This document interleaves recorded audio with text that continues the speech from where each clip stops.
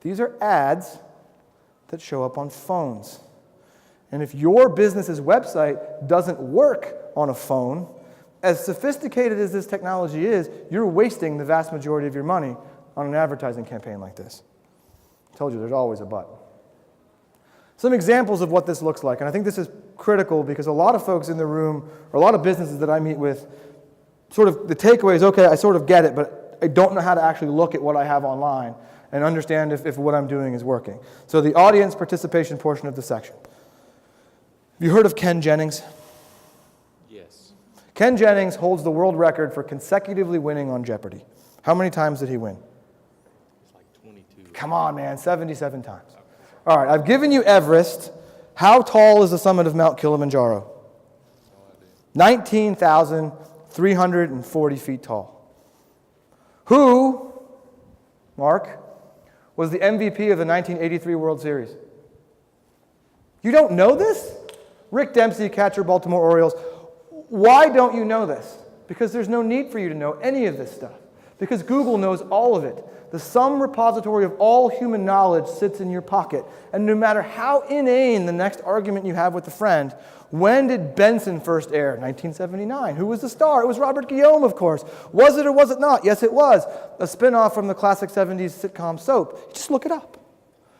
Who was the fifth leading rusher on the Georgia Bulldogs in 1965? I don't know, but Google does. It takes you 4 seconds to look it up. There's no reason to know any of this stuff because Google knows everything. But what does Google not know? Google doesn't know that Bailey Diesel Incorporated and Bailey Diesel Injection Service, one real company, Google doesn't know that this is the same company. How would it? It's just a robot. It's a sophisticated piece of code, but if your business uses different words to describe the name of your business, this is a different business.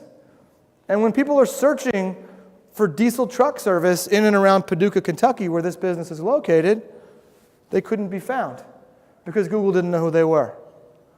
But doing something as simple as deciding what your business is called and listing it that way hundreds and hundreds of times online on all of these various directories can help Google understand the basic concept of who your business is. But, always a but, right? Anybody tried to claim a directory online? One of you guys who's working on Google+, claimed it?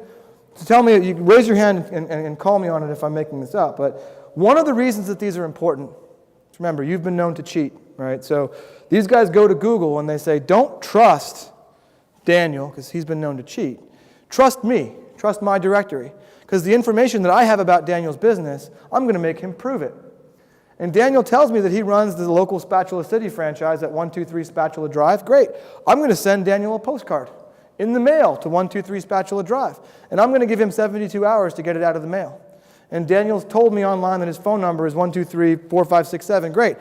He has to call me within 72 hours with that postcard in his hand, from that phone number, and read me a 7-digit alphanumeric code that's on that postcard to prove to me that that's actually his business and that's actually his phone number. And once he's done that, but only once he's done that, am I going to let him take control of this directory listing and tell me that his company is named whatever it is that his company is named. Until you do that, the name of your company, the address, the phone number, and everything else about your business is in the hands of the people who made this directory. And guess what? Is that a reasonably apt description of? Guess what? There are 300 of these. And they all do some version of what I just described. But they all do it differently. Why? Because they want to make it hard. Because they trade on that. Because that's what they go back to Google with and say, that's why I'm important. Because I make these people work for it. And yet you're expected to go back to your office this afternoon and do that 300 times. For how many of you is the person responsible for your business showing up on the first page of Google the same person who gets the mail? Didn't think so.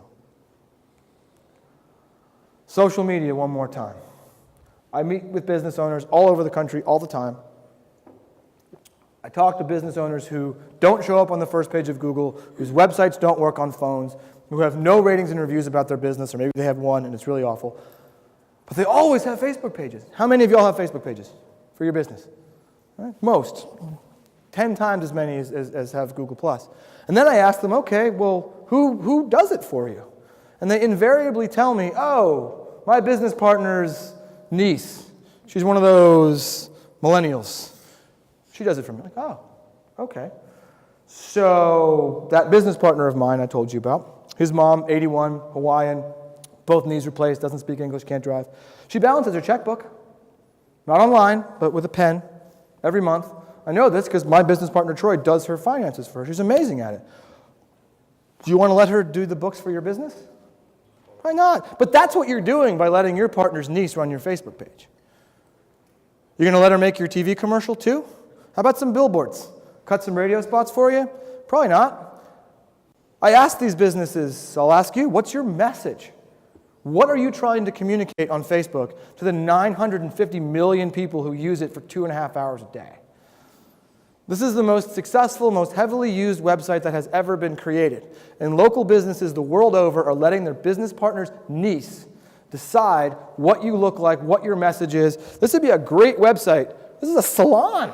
This would be a great website if I wanted my hair to be a big gray block. But I probably don't. But this is what happens. And then I ask those business owners, well, what happens if at 10 o'clock on Friday night, while your business partner's niece is out posting a video on Yik Yak of her doing an upside-down keg stand at a frat party, someone asks your business a question on Facebook? Who's going to answer it?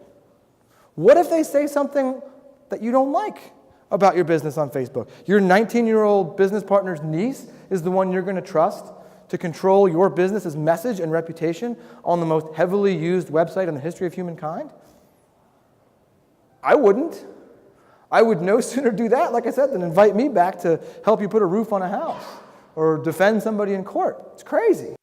This is an incredibly powerful vehicle to reach consumers, to insert yourself into conversations that people are having. Remember, adult people, you and I and the people that you're trying to reach are having all day long, every day, if you're willing to make an effort and do it.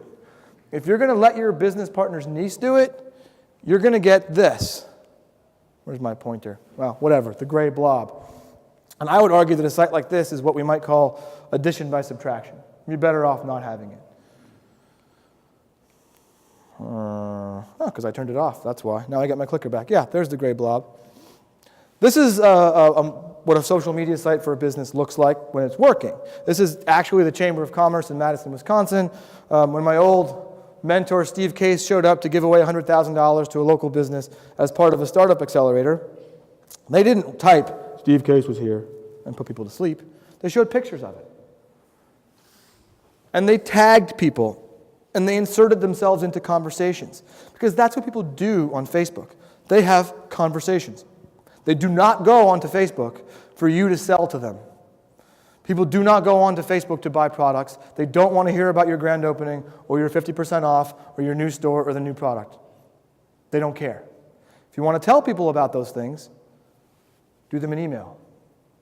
But if you know who you're trying to reach and you understand what that 25 to 49-year-old head of household female who makes less than $100,000 a year, who's been on the lot of one or more local car dealers is thinking about, if you understand what she cares about, if you're willing to insert yourselves into conversations that she's having and listen to her and respond to her and ask her questions, she'll answer you. If you do want to send out email, it's not dissimilar. This is the gray the gray box in terms of email. This email right here. It's a real email. Word, snore. I've already fallen asleep. I don't know what it's about. This email, bunch of links. Would you click on one of those links?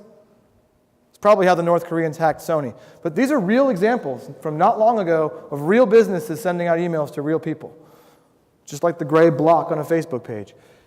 Emails, if done well, with pictures and simple calls to action. Again, the people receiving these emails like you. They've bought from you before. They've given you permission to put offers about your business into their inbox. If you show them very simple calls to action to sign up for a contest, to buy a new product, to take advantage of a special deal, they will. And again, you know this because your inbox is full of these things from national businesses all day long. But they should look like this, not like this. And then lastly, and I'm almost done, I promise, I return to mobile. Again, today is Mobilegeddon Day. It's April 21st. You probably get a lot of hype from a lot of digital people about a lot of things, but Today matters. The reason I put that slide up there with that message from Google, they don't do this often. No matter what you think you know about where your business shows up on Google results and how people can find you online, it changed today. And a lot of you probably think your website works on a phone because like these, you're like, oh, I see it. Yeah, okay. All right, so I want to call you to see if you have the red Auburn, or I guess that would be the red Alabama spatula. How do I call you? This is, after all, a phone. And remember that I'm doing it like this. A website that's designed for a phone looks like this. This is a real local business, by the way. A website designed to work well on a phone looks like it was made by a second grader with crayons. Primary colors, big, simple buttons that are really easy to use with our big, fat thumbs like this, because this is how we use a phone. Many of you, probably 80% of the businesses in the room, don't have websites optimized for a phone. Please go back this afternoon, find out if yours is optimized for a phone. If you can't find that URL to take the Google test, we can help you. We're happy, Fred and Drew and all of us, happy to send out the URL to you. In fact, I think we probably already have in an email to all of you who came here tonight so you can take that test. A really critical thing to do.